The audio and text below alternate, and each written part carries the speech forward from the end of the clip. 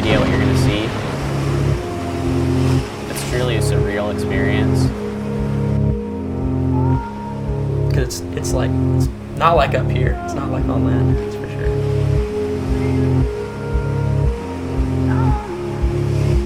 I had a shallow water blackout, which is one of the most deadly things for freedivers.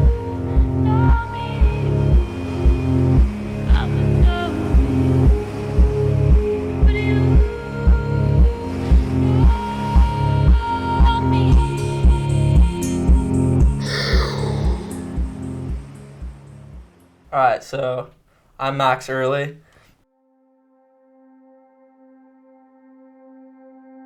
So I'm 19, and I've lived here my entire life, so by the beach my whole life. And I'm always happy when I'm by the ocean. I've always had a connection with it. Sort of just clears my mind when I see it, you know? The first thing I got into heavily was surfing. So I started surfing, I think, when I was around 10.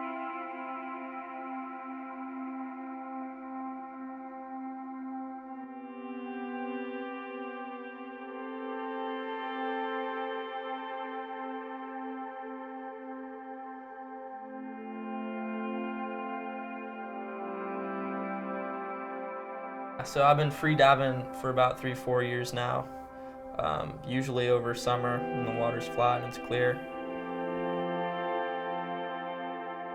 Free diving was how I could maintain my relationship with the ocean when it was flat, so I could spend more time in the water.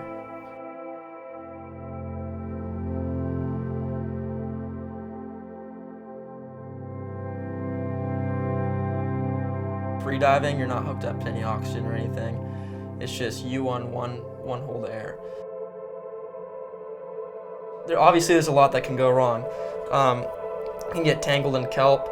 You can stay down there too long if you're not paying attention and you don't know what's going on above the surface. You can maybe collide with a boat or something. There's a lot of things that can go wrong. You need to be really in the moment because if you're not paying attention, it's literally a life or death if you tune out for a minute. My name is Ethan Dwelly. I had a shallow water blackout, which is like one of the most deadly things for freedivers.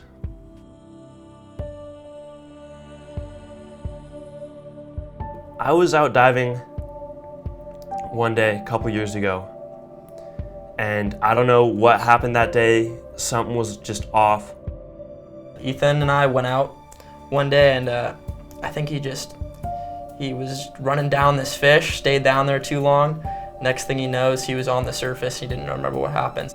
And I remember I speared it, and right as I speared it, everything just kind of disappeared, and all I saw was kind of weird to say, but the most beautiful blues and greens and oranges. And then I woke up at the top of the water, just kind of shaking.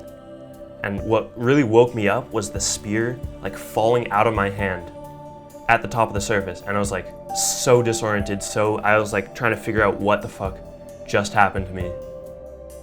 So he completely blacked out underwater, which is really gnarly. Luckily, we weren't wearing any weights. Otherwise, he wouldn't have been able to float up to the surface.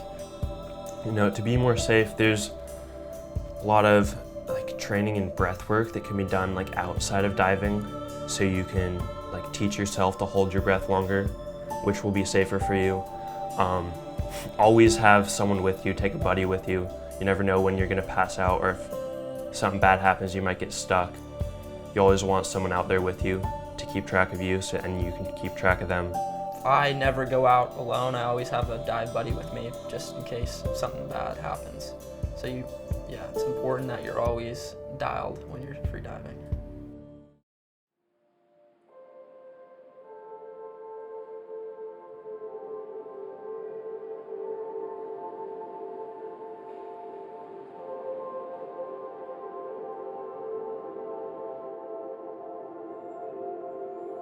And I think spearfishing was kind of just a natural progression after free diving.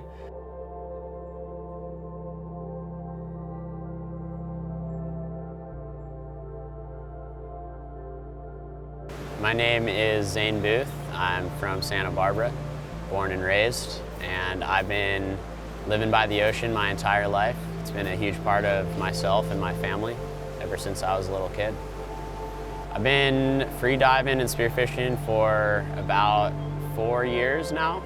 So when I see a fish in my sights, down off the tip of my spear, there's not a whole lot going through my head at that moment.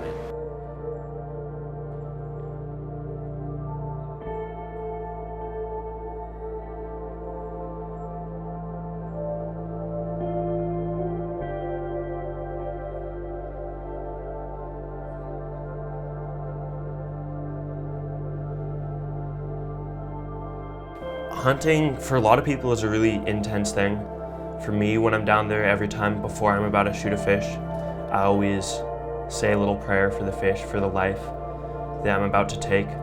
I am certainly thinking about that fish as a living and breathing creature. Wait for the right moment, pull the trigger, and hopefully I stone the fish and it just rolls over and I can go dispatch it as quickly as possible.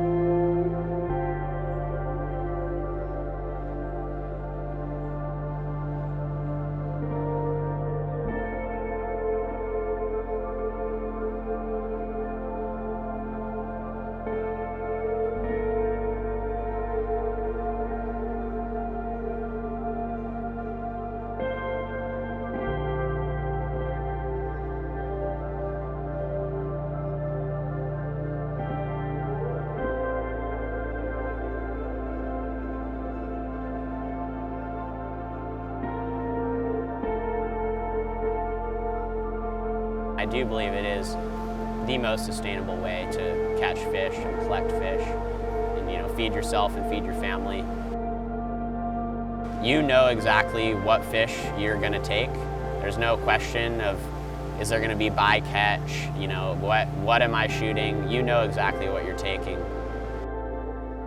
Thinking about fish tacos, bro. Just want my fish tacos, man, you know what I mean?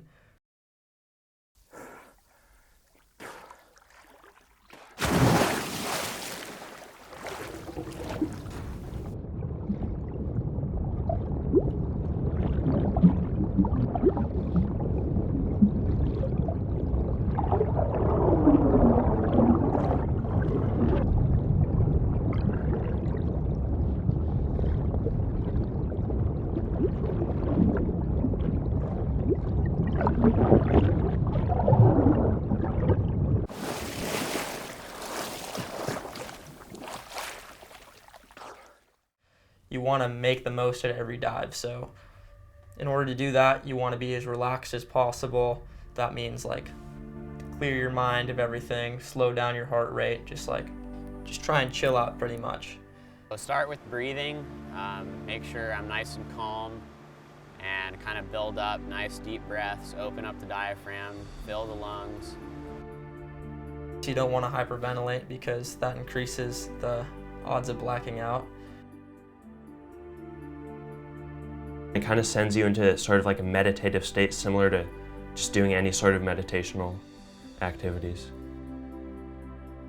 So you're so in the moment because all you're thinking about is everything that's going on around you that you're not really concerned with all the outside noises.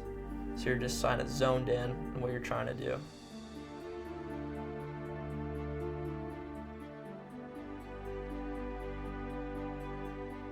Just try and stay as calm as possible.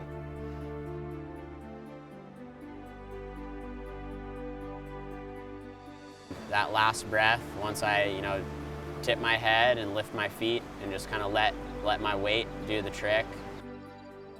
But the main thing is just being in touch with my breath and how I'm feeling, throughout my entire body, and really just a lot of excitement for what I'm going to see once I drop down to the bottom. At first, it's definitely scary, when you're out there, you're in maybe like 30 feet of water if you're pretty far out. And when you go to the bottom, you feel the pressure of it, your ears are popping, you need to learn how to deal with your sinuses and stuff. So it's overwhelming at first, but then once you become comfortable underwater, then you can really appreciate everything that's going on around you. I mean, it's really beautiful down there. It's truly a surreal experience. Yeah, enjoy it. Enjoy it while you can before it all disappears.